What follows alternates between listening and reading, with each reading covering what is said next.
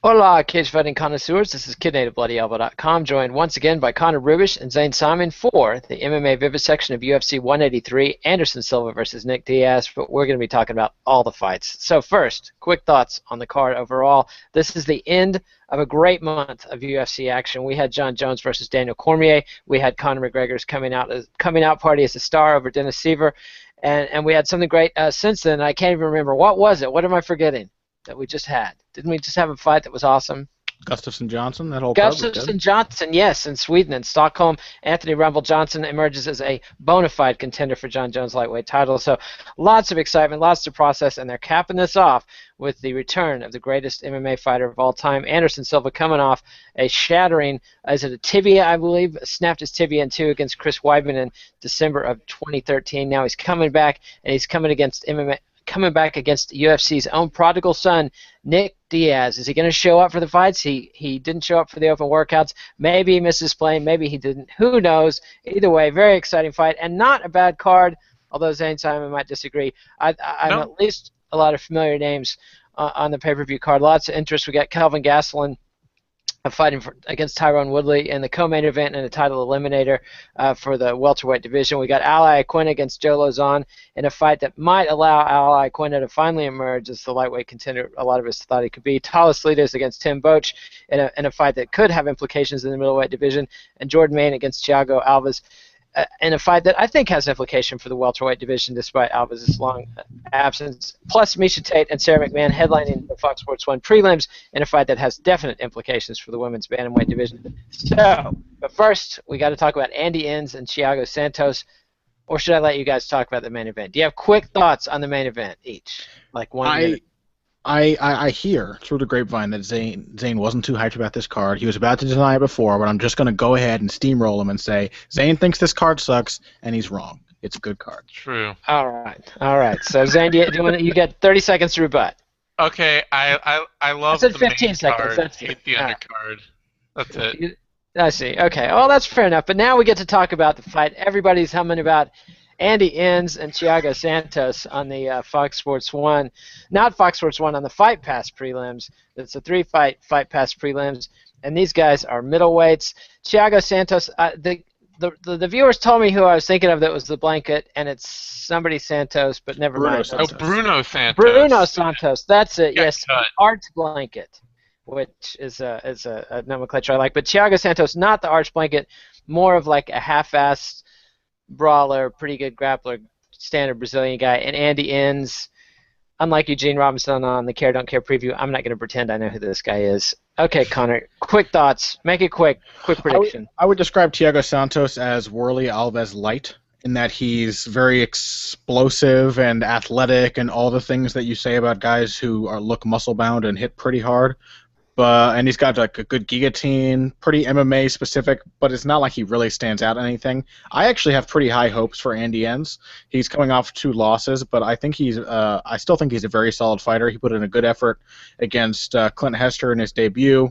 Didn't look so great last time out, but I think he's got potential. More so than Santos. So I'm picking Andy Enns. All right, and Zane, your thoughts? This is a really hard fight to get too excited about. I mean, and I feel bad because as an Alaska boy, I should be rooting for the Alaska boy in Andy Enns, but he's kind of a grappler who doesn't strike and doesn't wrestle, and that's a really tough way to be a fighter.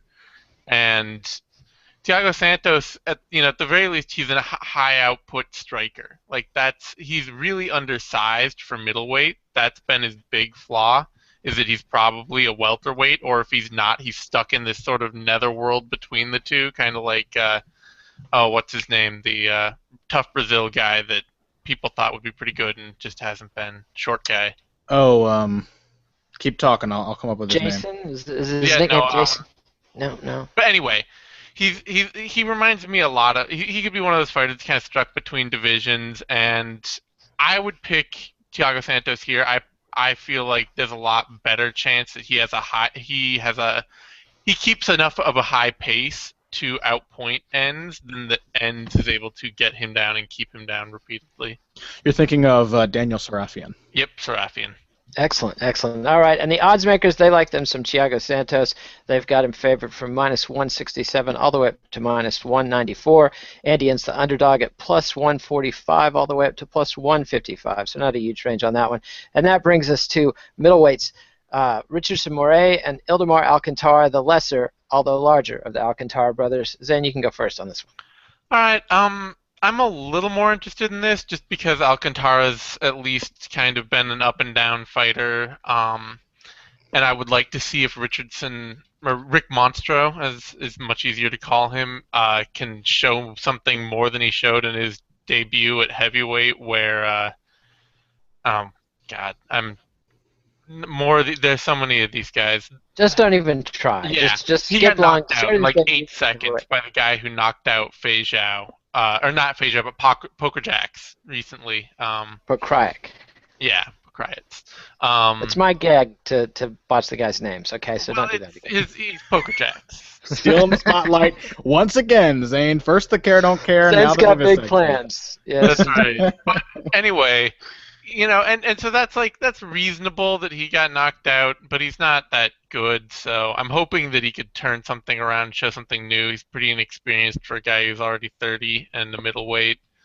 And Alcantara is going to give him a lot of chances to show something new. So it could be. I guess I'll pick Alcantara, but it's not like I don't know. I see. So Connor, what do you have to say about this fight? Yeah, I don't really have anything of value to add. I completely agree with Zane. I think that Alcantara is the safer bet. I think he's a very well-rounded fighter. He's not quite his brother, but he's a good fighter, good on the feet, good on the ground, relatively good wrestling, decent. I mean, whereas Mojeda, it's just kind of a I can't count on you until you show me kind of thing with him. So fair enough. And the odds makers, do you have something else? Is Rick Monstro a real nickname, or is that? Yeah. Along the lines of like the Ill Dill, Pretty Tony Pettis, and now Nicky Thrills accidental nicknames. No, Good. Nicky Thrills is the nickname that we're gonna make that stick to Nikita Krylov. He is only Nicky Thrills from now on. Yeah, and Dillashaw Ill Dill. I'm obsessed with Ill Dill. It's got to happen. All right, well, let's get back to the odds makers on this fight. They've got Alcantara favored, although not by a huge margin, -170 all the way up to -196. Ricky Monster? Rick Monstro. Rick Monstro, or Richardson Morais, is the underdog at +145 all the way up to +160. Again, we're getting our odds from Best Fight Odds, and I need to take time out. Remember, give us a like on the video, subscribe to MMANation.com, follow us on Twitter at BoxingBush, BUSCH, that's Connor, at These Days and Simon, that's Zane, at KidNate, that's me, and read us on BloodyElbow.com. And now we turn to Diego Brandao and Jimmy Hedges. Some dumbass said I didn't know who Diego Brandao was yesterday. If the care don't care, I have no idea what we were babbling about, but I do know who Diego Brandao is. The guy has disappointed and failed to break through to the top of the division in featherweight repeatedly, despite being. I can see where people will get him confused with Diego Nunes, who had a similar sort of career path, and he might be headed the same way because Jimmy Hedges is no joke. Connor, you can go first on this one. We've got a very interesting matchup here because Diego Brandao physically seems to have all the tools he needs to be a top featherweight and just seems to lack that mental edge to stay consistent and not go wild and gas himself out or break and lose his confidence. Both are probably caused by the same thing. And then in Jimmy Hedges, we've got a guy who appears to be very tough and very resilient and is very, very crafty, excellent at capitalizing on opportunities, especially on the ground and with his judo throws, but seems to kind of lack the physical strength to hang with other people around his size. And we've seen him get tossed around in a couple of fights now. He got absolutely ragdolled by Dennis Bermudez, and it's really hard to get that image out of your head when you're thinking of this fight. I like Brandao technically. As a technical analyst, I'm leaning towards Brandao because I think he's a phenomenal grappler, and I think he's got very solid striking and decent power. The thing is I think Jimmy Hedges is probably tough enough to withstand the first round Brandao assault, and after that it's really a complete toss-up. I'm going to go with Brandao just as being the more experienced and more athletic fighter, but I think Jimmy Hedges, if he is the underdog, I don't really know, would be a good bet here. He is the underdog. And Zane, your thoughts on this fight? This should be a fun fight. I'll admit that, I'm not really sold on the outcome of this fight as meaningful. I don't see the guy who walks away from this fight being like, oh, if Jimmy Hedges puts on a great performance and stomps Brandao, I will be super impressed.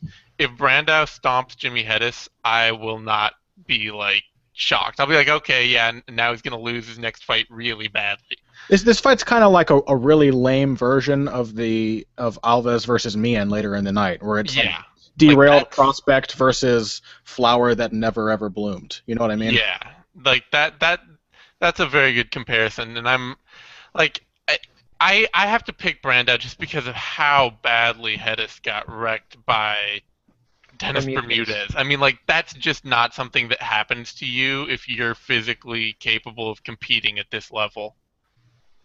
You know, Well, you don't get could have been a thrown bad around. day. Could have had a secret ACL tear he didn't tell anybody about. Come on. He could have, yeah. Then, but like, I can't bet on that. Like, you can't look at, you can't bet on an injury that might have existed, maybe. You can if you have a gambling addiction, Zane.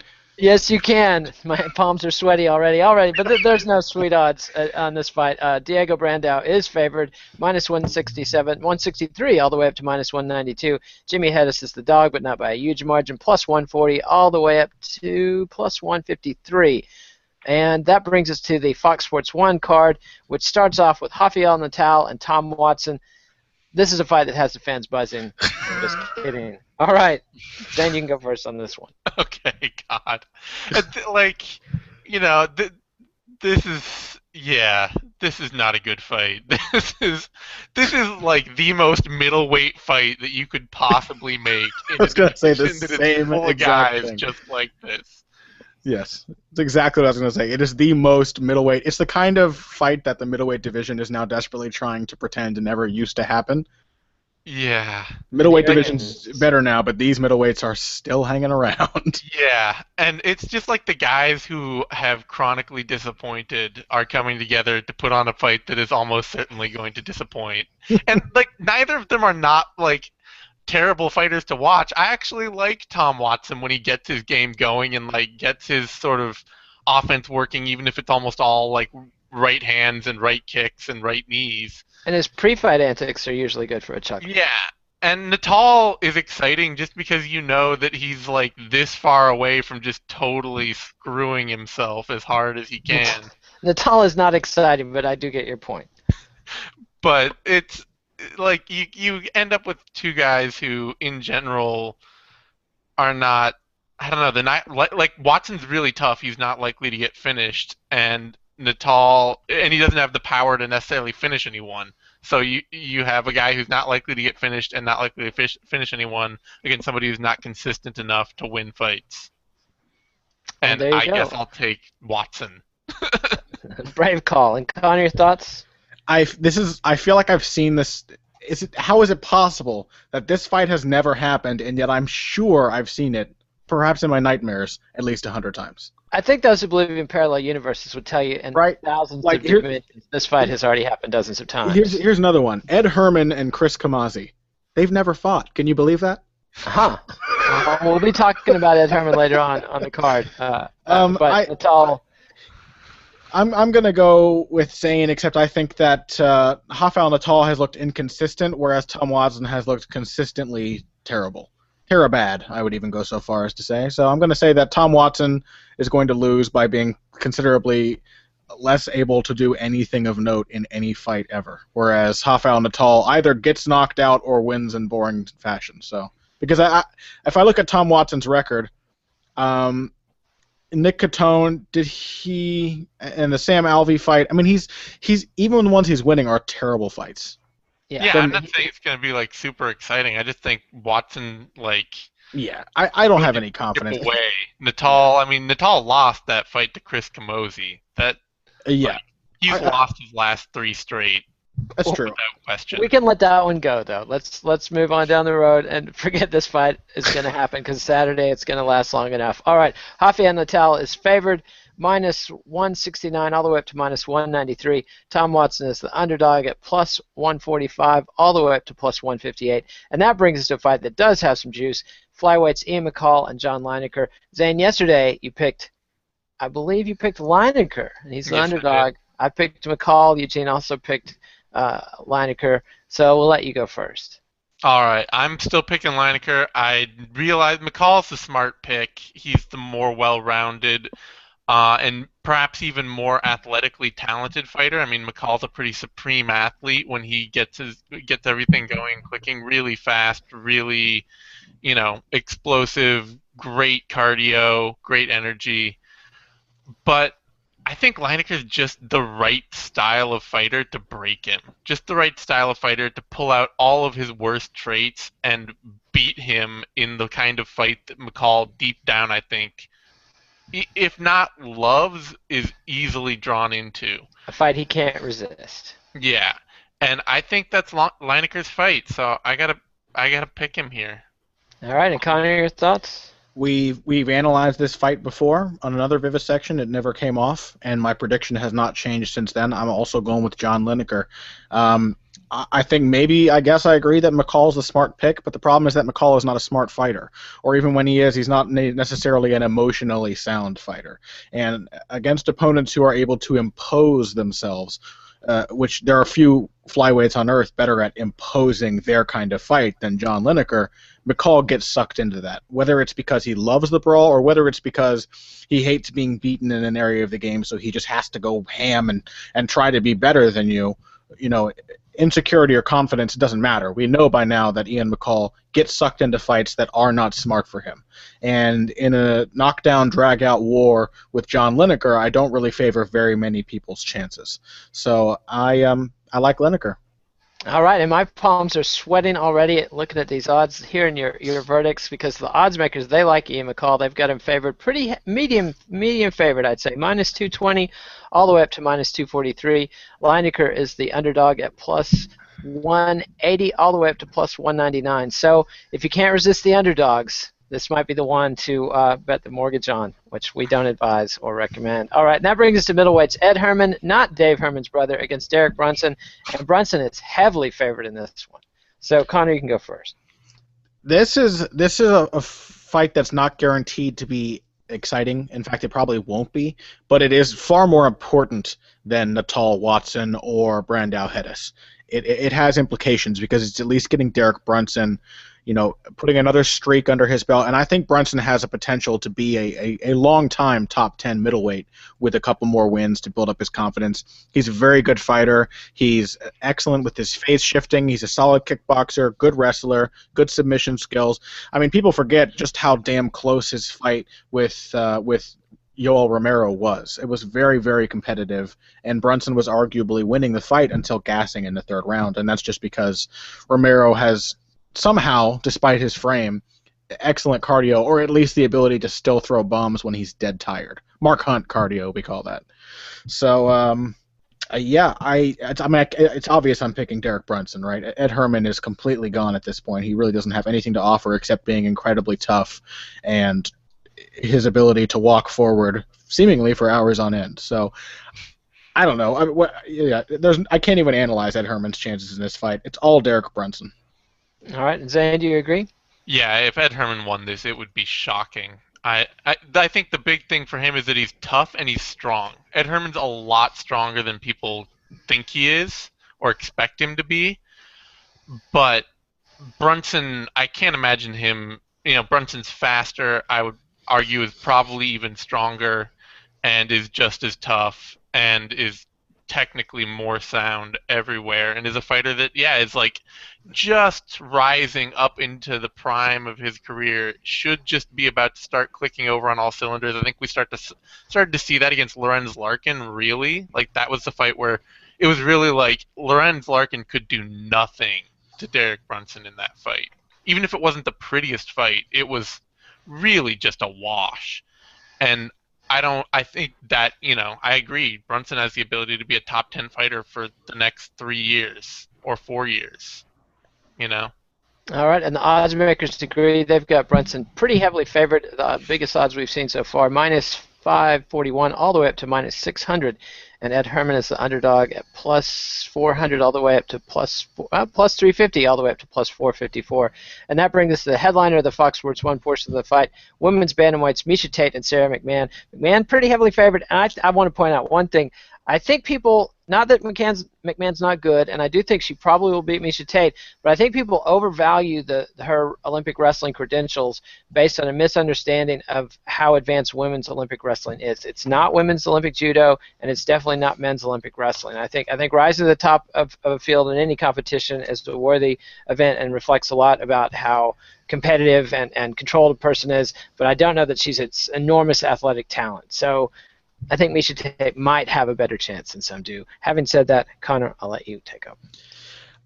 I've got to agree with you. I think we've seen kind of the limitations of McMahon's game in her past several fights. She didn't actually look bad against Rousey. Of course, she didn't have much time to show off because she got knocked out pretty quickly with that body shot, but she looked relatively controlled. Her striking was the area that really seemed to be her big weakness. But then in her last fight with Lauren Murphy, frankly, I thought she'd lost that fight.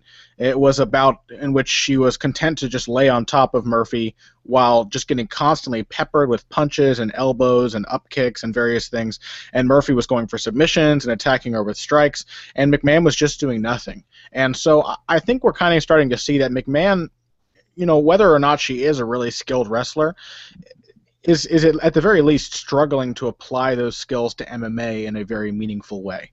She can take you down, and she's obviously very strong and powerful, but her striking is limited. Her grappling is just basically the takedown, and then she didn't even have any guard passing versus Murphy. It was pretty limited stuff. She had a little, but not very competitive. All of that aside, I don't really see Miesha Tate having a path to victory here. She's not a very good striker. She loses focus really, really easily. We've seen that in both of her fights with Ronda Rousey. If it turns into a slugfest, she will slug not with the best of them, with the worst of them. She will throw all technique out the window and just square her feet and stick her chin in the air and just pump both pans out. No power, not really much technique. When she sticks with her wrestling, she can be good, but then, as we saw with Ronda Rousey in their rematch, she'll stick to her wrestling even when it's not working. So she doesn't really have any ability to adapt. And I think she's going to need to adapt at least one or two times to Sarah McMahon's strength and her ability to impose her will. So I'm hoping to see an improvement in McMahon's jiu-jitsu, her top game grappling, her guard passing, and I really think that's going to be very important here because Miesha Tate's only real avenue to success is probably her guard game, which is decent. And I'm also hoping to see some better boxing from McMahon, a little more use of her left hand, a little less of the 1997 version of what a wrestle boxer is, a little more of the 2010 and after version. All right. Is there any your thoughts on this fight? Yeah, there's maybe a serious comparison to be made between Sarah McMahon and Kevin Randleman in there. Yeah. Rudimentary wrestle boxer. Yeah. Without the freakish athleticism of Randleman. But she's a very good athlete, but she's not leaping over the cage. Well, yeah, but for women's bantamweight, I mean, there's Ronda Rousey, there's Sarah McMahon, and then there's everybody else. Yeah, I would actually argue that Holly Holm and Lauren Murphy are probably the next best athletic talents in that division from just a pure physical strength and speed ability kind of thing. And it's that Sarah McMahon, Lauren Murphy, that was a tough fight for McMahon, but I would actually argue that Lauren Murphy's a much tougher fight than Miesha Tate. Tate has rarely ever impressed me. She squeaked by Rin Nakai, but she's got over 1 million Facebook friends, Zane. Come on. Yeah, I thought she lost to Liz Carmouche, and none of whom are allowed to sell her autograph. Yeah, none of whom are allowed to sell her autograph. So Miesha Tate rarely impresses, and even in victory, and I don't see her, she just doesn't fight consistently at all. She'll be striking okay, and then she'll get so predictable that she'll just start getting hit and hit and hit, and then she'll try to wrestle, and her wrestling game just goes into this really ugly lockdown sort of top control nothing wrestling game, and it's just not good. So you're picking McMahon. I'm picking McMahon. I don't think it'll be a close fight. Throughout her career, I think Tate's like ace up the sleeve has been her jiu-jitsu, which is better than advertised, and we saw how much less it was than Ronda Rousey's. You know, Tate barely managed to beat what was her last Strikeforce fight? Oh, I'm sorry. She's retired now. She does commentary for Invicta. Kedzie. She barely managed. She got kickboxed to hell by Julie Kedzie, knocked down, hit with head kicks all over the place, and barely squeaked out an armbar at the end. And that's just kind of the story of Tate's career. Like, she used to win consistently, but never really looked great, and now she doesn't even win consistently. So. All right, so it sounds like, if you believe our panel, in which case you might want to check your head, Sarah McMahon, even at these odds, might be a good bet. She's favored minus 199 all the way up to minus 220. Miesha Tate is an underdog at plus 159 all the way up to plus 195. And that brings us to the main card, which starts out with welterweights Jordan Main and Thiago Alves. Hopefully, Jordan Main's dad is going to be minding his P's and Q's in the hotel. That was his dad that had the issues in Oklahoma. Yes. So he assaulted the housekeeper. Allegedly, didn't he pay a fine or something? Anyway, I mean, I can't remember. In the eyes of the court, I'm pretty sure he did it. He was arrested, and I believe he paid a fine. And all right. Was there also a warrant? There was a warrant out for his arrest. Warrant, but none of that means anything until there's a conviction or a plea. And so I do believe you're right about the plea. So in which case, forget the alleged. So anyway, hopefully that won't distract Jordan, because those Vegas hotels can be cesspits, I'm told. So Thiago Alves, once upon a time, a title contender, fought George St. Pierre. Not the man he used to be. A ton of injuries in this kid's career. Is this the fight that proves Jordan Main is for real? Zane, you go first. Yeah, I think so. I mean, Thiago Alves, I think he's become a more technical and more studied version of himself. He's from the technical aspect, he's a better fighter than he used to be, but he's also a less physically dominant fighter than he used to be. I mean, you look at, the fight he had with Seth Baksinski, where he came back after 2 years, like, that was a good performance. But, one fight later, Baksinski's getting knocked out by Alan Jouban. And Jouban's not bad, but he's not what Thiago Alves used to be. Yeah, he's not, like, Thiago Alves is maybe not quite the same wrecking machine he used to be. And at this point, I think Jordan Mein, like, he's young, but he's been around long enough that he should be hitting his prime and really the peak years of his career. And he looks really fast, he's technically really sharp, and I just see him being able to beat Alves to the punch and perhaps knock him out even. Yeah, I'm with you. I'm with Zane on that. I have trouble making this pick because I really did think Thiago Alves looked good against Seth Baksinski. It was a very entertaining fight in which Alves showed excellent defense and excellent ability to close the distance on a much longer man, and was one of the few times in his career that Baksinski used his reach really well. He used his kicks, he used his long limbs, and Alves still outstruck him pretty easily. Yeah. He got a little marked up, but you expect that when you're constantly crossing the threshold of a much larger man's arms and legs. But I mean, if we look through Jordan Mein's career, especially taking into account what Zane just said about him likely peaking athletically right now, he really only does lose to wrecking machines. Jordan Mein would have lost. Sorry, turn off your phones. I'm so sorry. Jordan Mein would have lost to the earlier version of Thiago Alves, probably. But I mean, losing to Matt Brown in a fight that was incredibly competitive, that's not really a condemnation of Mein's abilities. And then getting blanketed by Tyron Woodley in Strikeforce, nothing wrong with that either. And everything else has mostly been stoppage wins, or at least very impressive kickboxing performances. So I think that while Alves has technically improved, it's really been an attempt to make up for his athletic deficiencies, whereas Mein is coming into his athletic prime, and I think he's actually getting better as a kickboxer along the way. So Mein speaking, Alves is obviously not. Should still be a close fight, but I got to go with Mein. All right, and the odds makers tend to agree. They've got the odds close, but they've got Mein favored. Minus 129 all the way up to minus 160. Thiago Alves is the underdog, which is unusual for him.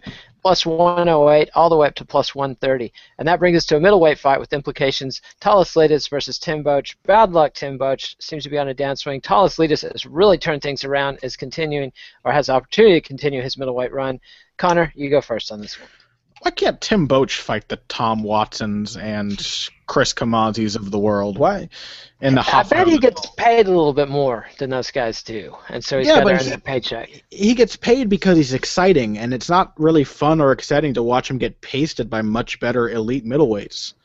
You know what I mean? Sadly, he's given some elite or near elite guys some tough fights. I mean, he's the guy he got the decision over Lombard, and so he's paying the price for having overperformed, I think. Yeah, I think that's an apt point. It's impossible to pick Tim Boetsch against Talis Litis. Litis has improved so much since his first UFC run. Really turned into a dangerous striker. If not completely polished, he's more than enough as a southpaw to get the job done because he gives so many fighters difficulties. He's got much longer arms than Tim Boetsch, and he's got power. I mean, we saw that recently against Francis Carmont. He's got knockout power in those hands, and he's still as good on the ground as he ever was, and that was always his calling card back in the day. So, I mean, Boetsch has like good infighting and some weird, awkward kickboxing, but just has seemed kind of lost for a way to win the fight in his past 3 or 4 fights. He seemed like Philippe stole his soul. I think. I think so too. The viciousness. He broke him in that fight, and since then, Boetsch has looked like he really doesn't know what he's doing out there. He's just kind of going until something lucky or something terrible happens to him. And in this fight, I'm going to go with the latter as being the more likely option. Yeah, because Boetsch, if you look at his record recently, the Tavares TKO aside, which is a great fight, I thought he lost to CB Dalloway, and that would have been 4 losses in a row. So this is a guy who's 2 for 3 in his last 5 fights, and he's going in against somebody on the upswing. So Zane, your thoughts? Well, yeah, I mean, if you wanted to really go into it, he was losing to Tavares. He could have lost to Dalloway. He could have lost to Lombard, and he was losing to Okami. So you're going all the way back to Nick Ring to the last time that he put on a dominant performance, and that's rough. I mean, and the weird thing is that Boetsch, I mean, he may be 34, but he's only this should be the best years of his career should be right now. We should be seeing prime Tim Boetsch right here. And we're not really. We're seeing a guy who can still land a big strike when it comes around and when he gets his opportunity. But Litis seems to be one of those rare fighters who has just slowly and steadily gotten much, much better with age. And with cage time, and now suddenly is just looking like a fearsome fighter. And I can't see. I mean, if Francis Carmont gave Talis Litis 0 trouble, which he did, Litis just ran him over, I can't see Boetsch having any chance. And I really think as a result of his schedule, people are underrating Francis Carmont. He's still a very imposing and solid fighter, and he'll probably show that now that he's back on the regional circuit. Mm-hmm. And just because Litis was his 3rd loss in a row, I mean, it was still very, very impressive for Litis to beat him in the way that he did. Absolutely, it was. I mean, and I'm no Francis Carmont fan, but he's somebody you've got to respect his abilities and his grit. He's just boring to watch, and I was glad to see him get washed out. Litis is somebody that either he got a great improvement in his striking coaching, or I bet that for a long time he's been really good at striking in the gym, and it took him a while to get really comfortable and confident to bring it to the cage. But something happened. He ate his Wheaties. We don't know, but this guy is for real, and I look forward to seeing him move up the ranks and fight some tougher competition. Should be a good showcase fight for him against Boetsch. But Boetsch is a dangerous cornered animal. I mean, ask Yushin Okami, ask Brad Tavares. This is not a guy that you take lightly, even unless he's got both hands broken and he's blinded like against Costa Philippou. This guy is always dangerous to the last minute in the cage. Nevertheless, Litis is heavily favored, minus 430 all the way up to minus 500. Tim Boetsch is the dog at plus 325 all the way up to plus 369. You degenerates and loyalists to Maine might want to throw down everything you've got on Tim Boetsch. That will really make this fight exciting. All right. And bring it to Ali Quinta versus Joe Lozon, lightweights. Ali Quinta, this could be his last chance. We've said it's Ali Quinta's last chance many times on the show to break through. Joe Lozon, the definitive lightweight gatekeeper, the king of the Fight Night bonus. Always a gritty, tough opponent, but Iaquinta should win. And if he beats Joe Lozon, it's one last chance to get on the contender track. I believe it's your turn to go first, Shane. All right, I don't know about last chance. Iaquinta's still got enough miles left to hit that. Lozon's really, along with Pearson, was really his first shot at can you get over into the top 25% of the division? Lozon is sort of the next. Now you've done that, we're going to keep matching you up with that level of fighter. So I think he could maintain there for a couple of years, even if he loses this fight, and then finally get that chance to break into the top 10. But this would be the first chance to fast track into the top 15, and it should happen. I don't think that Lozon's at the point in his career where he should be beating somebody like Iaquinta, but that said, he looked pretty good against Michael Chiesa. Chiesa can't strike nearly as well as Iaquinta can, but in the grappling exchanges where I expected Chiesa to also do well, Chiesa did not. Lozon was able to really handle him there. So if Lozon can close Iaquinta down a lot and grapple with him, he may be able to really handle Iaquinta really well in those exchanges. And Iaquinta is the kind of guy who makes mistakes at key moments, and Lozon's the kind of guy who can capitalize. He has. He's looked a lot better with that lately. I mean, his performance against Ross Pearson was singularly dominant. And Ross Pearson is, especially in the way he beat him, boxing in the pocket like that, that's no joke, to really just put it on him like that. So I have faith that things are clicking for Iaquinta, so I'm going to pick him here, but depending on the odds, I don't know, Lozon could be somebody worth a submission win bet. And Connor, your thoughts? Yeah,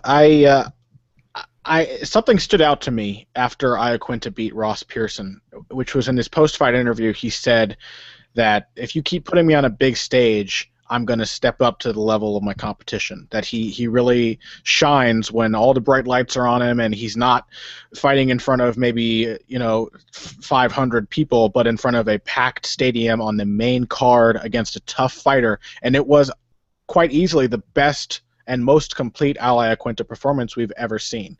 And so, I don't know if that maybe only stands out to me because his stablemate Chris Weidman's the same way, where the bigger the stage, the higher the stakes, the better Weidman seems to do.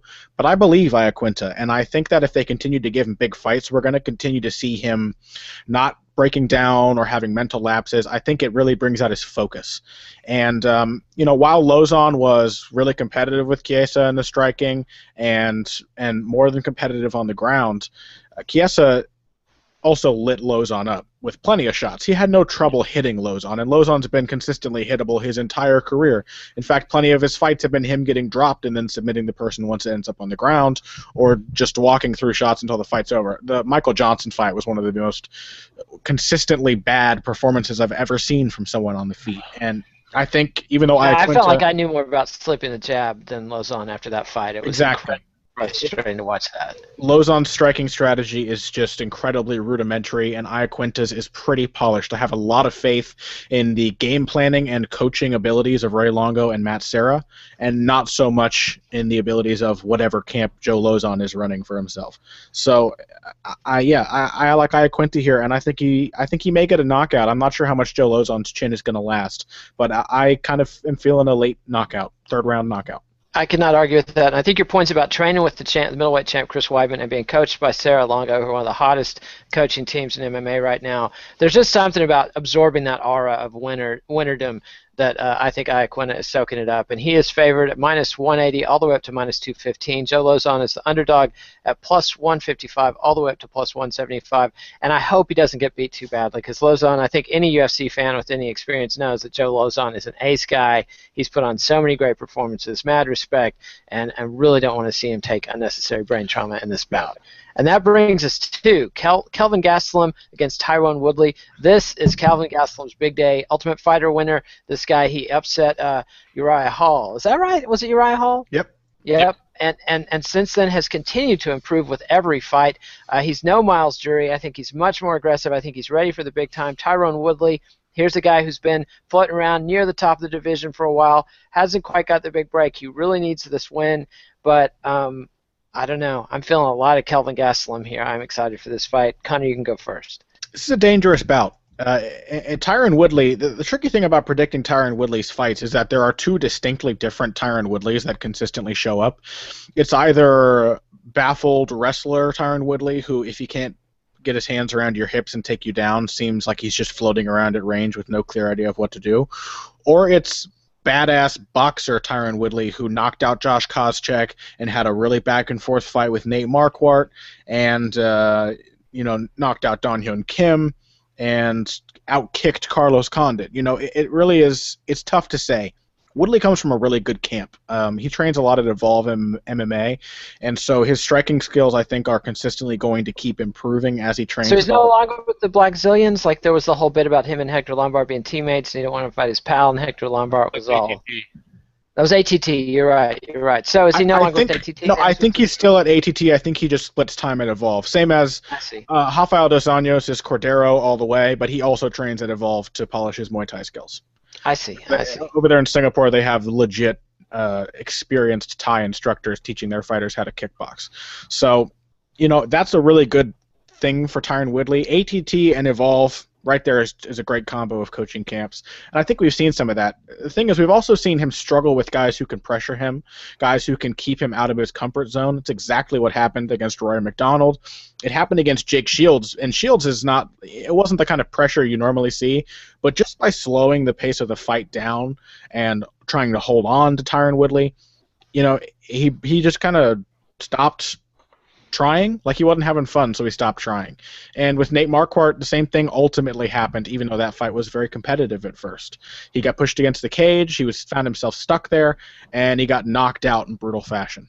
And so I can easily see Kelvin Gastelum doing that. The X factor. Brutal fashion is a good description of the way Kelvin Gastelum has been fighting lately. He's a brutal fighter. I mean, he finishes guys and he's mean about it. He either knocks you down and jumps into submission, or he just knocks you straight out. Or, he's had a couple. The Nicholas Musoke fight, for example, wasn't super impressive, but it was still one of those kind of bumps in the road, learning opportunity fights for what is still a very young and inexperienced fighter. He's 23. He's only had 10 fights.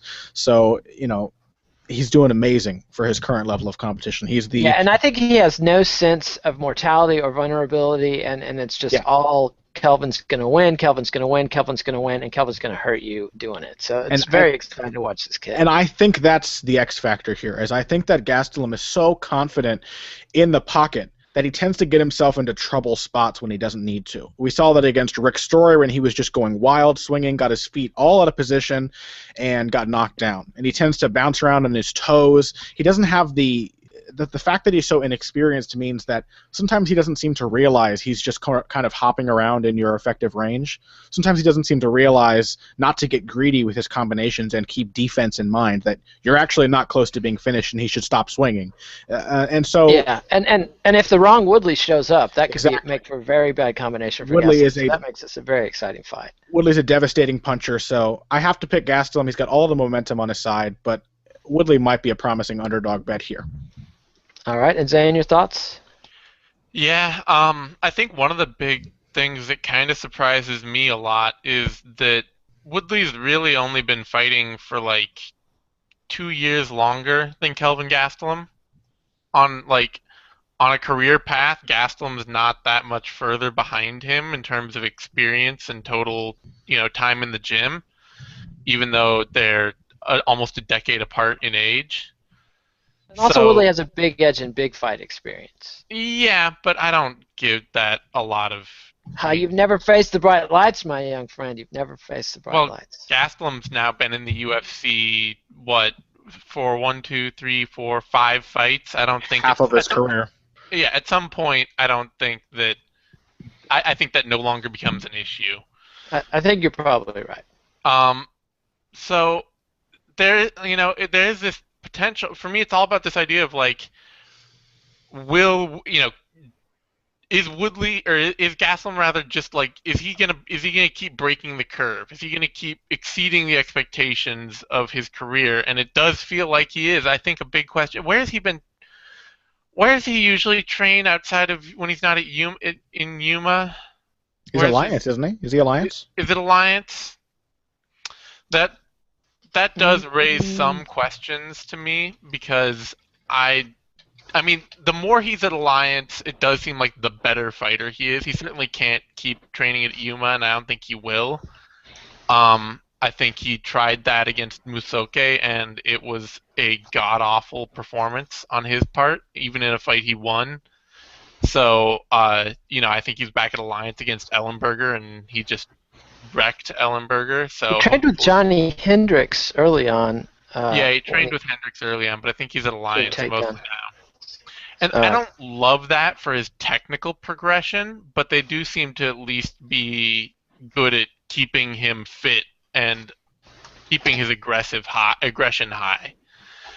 And so, I have a question there. It's hard for me, his level of aggression and his level of athleticism make it, I think, give him an advantage as the kind of fighter that can really trouble Woodley.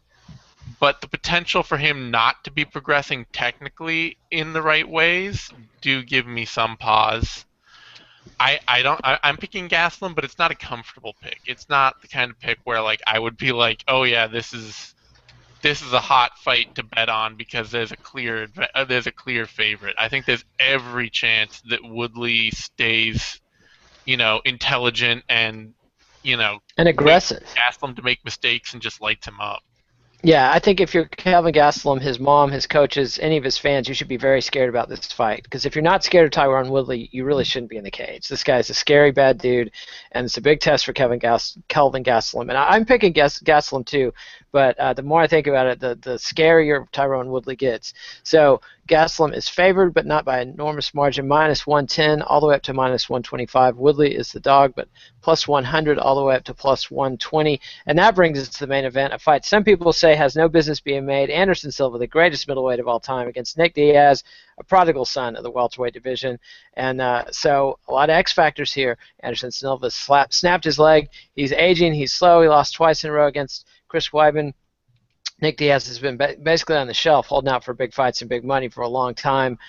Stylistically, you'd think Anderson Silva is just made to destroy Nick Diaz. However, he's not really that enormous a middleweight.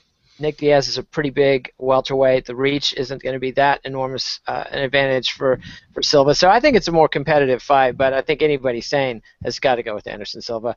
Connor, am I right?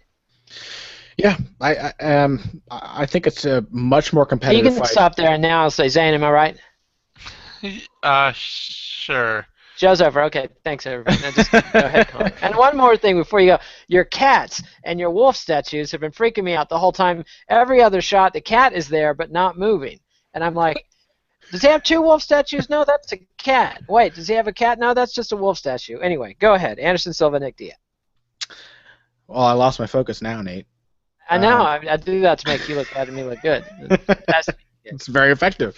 Very effective. I agree. It's a very competitive fight. I think it's likely to be a lot more competitive than people expect. I also think a lot of people are going to be surprised at how similar in size Nick Diaz and Anderson Silva are at the weigh-ins. People are saying, oh, Nick always has a huge reach advantage and such and such. Well, that's because Nick's a pretty damn big welterweight. He, just the fact that he fought at lightweight back in the day, which was really 160, he's not that person anymore, and he's filled out a lot. I mean, if you watch his fight with GSP again, you can see that he's considerably larger than the welterweight champion was at that time.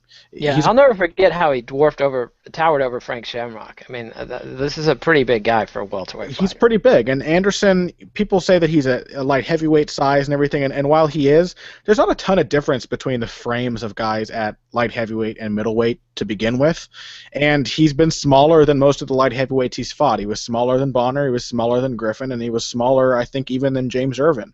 And so he's a little chubby for a middleweight sometimes. He's 40, so he's allowed to be chubby, but I don't really think he's a giant middleweight. He's long, but he's not giant. And so, I think that the size discrepancy is not going to be as big a factor in this fight. I don't want to go off the rails too much. I think it's going to be competitive. I think Nick Diaz has the potential to walk Anderson Silva down And the thing is Anderson's... Really? Nick, I can't cut off the cage to save my life. Just going to walk Here's down the thing. Anderson lateral movement, Silva? Here's the thing. Anderson has moved laterally less and less with each of his recent fights. A little bit of a change with the Chris Weidman bouts where he was doing a lot of dancing around and stuff like that. But let's look at the Bonner fight. Let's look at the first Weidman fight. How much time does he spend these days with his back to the cage, baiting the person to come at him? Anderson used to bait in positions that were secretly advantageous to himself. He would lean his head forward and drop his hands, but that way he could predict that you're going to throw a punch at his head, which you could then easily pull back from and counter. Standing with your feet parallel against the cage is sheer bravado, or it's the only way a guy who's slowing down as he reaches his 40s can possibly get somebody to close distance with him anymore. Anderson can't be young forever. You know, we're fight fans, fighting is exceptional. And we expect the exceptional, but we've already gotten our fair share of the exceptional with Anderson. We can't just keep expecting him to fight at a level that doesn't look like a 40-year-old's level. That's Nick Diaz's chance. Also, the fact that Anderson's such an emotional fighter, he's such a weird, enigmatic guy that I'm not sure that he'll be able to resist the temptation to answer Nick Diaz's constant beckoning and requests for a war. You know, Nick Diaz is going to do to him what he did to Chris Weidman, and I don't know that Anderson's going to be able to resist that. So, you know... But isn't Anderson's accuracy and power, I mean, doesn't that just trump Diaz? Isn't a war with Nick Diaz just fine for Anderson? I think so. And the thing is I found this out, and this is quite startling. Anderson Silva has 17 knockdowns in the UFC and 14 knockouts, which means if he knocks you down, there's an 82% chance the fight is over. He's going to finish you. And I think he's actually knocked out every single person that he has ever knocked down. It's just that Okami and Griffin both got up once before getting finished. So if Anderson Silva hurts you, the fight's over. That's really been his track record so far in the UFC. Nick Diaz has been known to be dropped in the past and come back. The Paul Daly fight just jumps into my head. Right, exactly. But see, Anderson is just as powerful as Paul Daly, probably more so, and he's not going to he's not swinging from the hips. Yeah. Exactly. He's a very, very calculated, methodical finisher. He will keep his posture, he'll stand over you, and he'll drop laser-accurate punches on your chin until the ref has to stop it or you go out. So I don't know that I can really bank on Diaz's durability as much as we have in past fights because of how good Anderson is on following up on any success on the feet. It's so tough to predict where Anderson is. Nick Diaz is reliable, but that also makes him predictable. So if Anderson is anything like his old self, he should be able to pull this out, but I do expect him to have trouble with Nick early. I'm thinking a 4th or 5th round TKO for Anderson. I don't think he'll put Diaz out entirely, but he's going to keep hitting him when he eventually does drop him, and the ref's going to have to save Diaz from himself. All right, and Zane, your thoughts? Yeah, this is. I think that there's a big question of, you know, will Anderson Silva still be physically fit? Like that's, you know, or just have a chin? Like, is he going to get hit by a big flurry and get hurt immediately? And is he going to go out there and throw a leg kick and snap his leg again? No, I don't think that's really something I would worry about. That's not how leg injuries tend to work. But the big thing, like, you know, I'm actually happy that Diaz took a couple of years off. Like, I think that was really smart for him. The kid's only 31. It was much smarter, I think, than fighting a whole wave of wrestle boxers and just getting ground down with lay and pray. Yeah. Like, Diaz is only 31. He's been fighting for 12 years. Like, he's either, you know, at worst, he should be done. Like, nobody fights well for longer than that, really, at all. Yeah, ask Joe Stevenson. I mean, this is a guy who started at 16, and people thought he would have more to his career, and he just fell off a table in his late 20s. Yeah, so, you know, by all means, Nick Diaz should probably be at the point in his career where things are not, you know, working that well for him either. And if you look at his fight against GSP, he had absolutely nothing for GSP. Like, whoa. I disagree with that. When it got to the ground and when it got to, like, grappling, he had, in the points where the fight was standing, he did decently. But when it was on the ground and when it came to positions of, like, competing physically with GSP, like, for control, it was basically just wait for an opportunity to get up. Sure. I think we can. I think we can pin that down to Nick's proven inability to make adjustments mid-fight. He's going to do the Nick Diaz thing or whatever special edition they've made this time around all night long. But I mean, is he going to wind up on the bottom with Anderson? And if he does, I mean, Diaz he's a better grappler than Anderson. I know that's probably controversial, but Anderson has like a trapping, holding, hopefully we get stood up or I'll survive the round guard. That's usually what he does these days. Or he'll triangle Chael Sonnen in the late rounds. Yeah, right. But I'm not saying sorry. What I'm saying is that he couldn't I'm not saying that he can't. He may not be technically a better grappler than Anderson.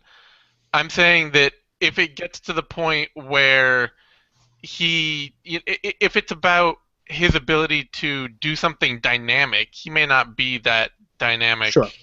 He's not a very dynamic fighter. He may be even less dynamic than he ever was, is what I'm saying. It's possible. That's quite possible. We've got an interesting combination here of like Diaz. We know exactly what Diaz is going to do. The really big question is how Anderson's going to react. Yeah, and it's also I think there's a question of does Diaz do what he used to do as well as he used to do it?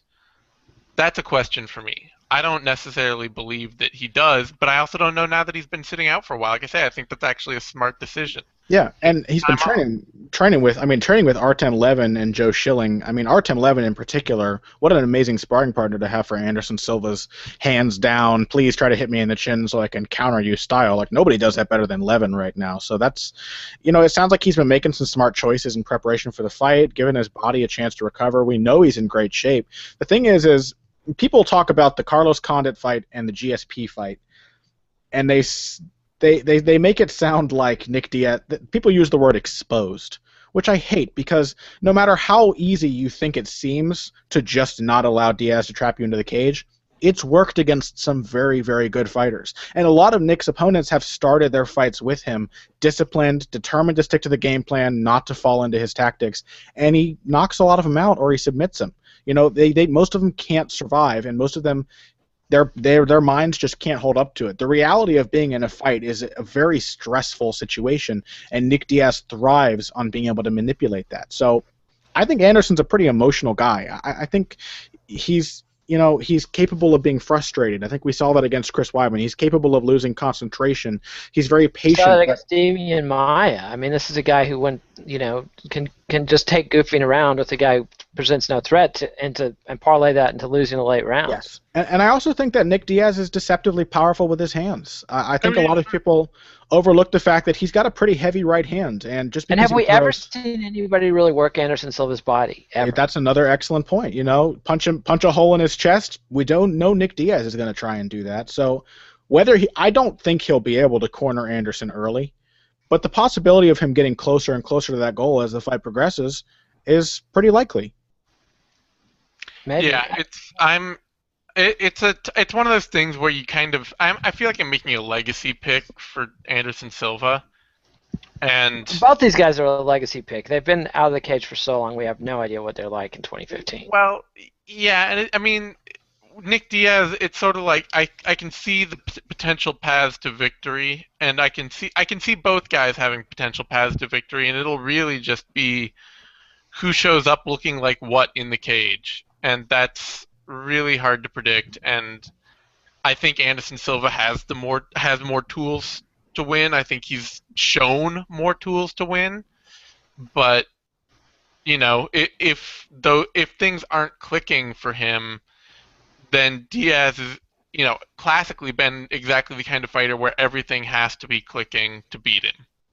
Yeah, because he's a dangerous guy. He's got a long record of big wins as an underdog. This guy's undaunted by anybody, afraid of nothing. The Nate Diaz's last performance against Rafael dos Anjos spooked me, though, because those two brothers have run so close throughout their careers, with Nick always consistently outshining his little brother. But the way Nate came in flat with nothing for RDA really freaked me out. I mean, that just was like a guy not even trying, and it was very atypical of Nate, and I don't see Nick doing that, but it still spooks me. I could see either one of these guys, though, showing up and not being the guy we expect. Your point about Anderson Silva leg kicks, leg breaks don't work that way. Your shin bone should heal stronger. They might have put some titanium reinforcement in there. But is he going to have the confidence to throw those leg kicks? That's the I thing. don't care what anybody says. Your leg will be stronger, but there's no way your mentality is ever the same. I think if Nick Diaz successfully checks one kick, it'll spook Anderson. I don't see how it can avoid it. He's got to be the toughest man on earth to not think, holy shit, what if my leg breaks again when one kick gets checked, you know? Yeah. And even if it heals stronger at that point, that's a long bone, you know? I mean, fortunately for him, though, Nick Diaz checking even one kick is that would be a miraculous day. Yes. According to Joe Schilling, they've been training it extensively. Well, yeah. I mean, it's just like I thought. Parts of me really wonder how much of Nick Diaz in the cage is just so hardwired that like no camp is going to change that. That's what I wanted to ask, Connor. You were talking about his famous inability to adjust during fight. When have we seen him adjust from fight to fight? Never. I mean, well, that's not true. The second KJ Noon's fight. That's not true. Like, for example, he came in specifically intending to knee bar GSP because he knew he'd get stuck in turtle. So he came with that specific thing in mind. And when he fought BJ Penn, he came in and fought most of that fight in orthodox so that he and BJ could kind of get in close and he wouldn't be so much on the end of BJ's jab and stuck outside in an open stance fight. And he came with like a head forward stance in that fight too to try to grapple with BJ. He does come in with like game plans, but he's more or less Nick Diaz each time out with maybe one new trick added, and he does not adjust from fight to fight. He did the same thing to Carlos Condit for their entire fight. He did the same thing to GSP for their entire fight. You mean within a fight? Within the fight. If he plans to do it, he's going to do it for 5 rounds or until one of you stops. Yeah. The Condit thing was really frustrating as a Nick Diaz fan. I'm a Carlos Condit fan too, but I thought that was just brilliant tactics on Condit's part. Brilliant strategy by Greg Jackson. And Diaz, you're just screaming at him. God, he's moving out to your right every time. You know, yeah.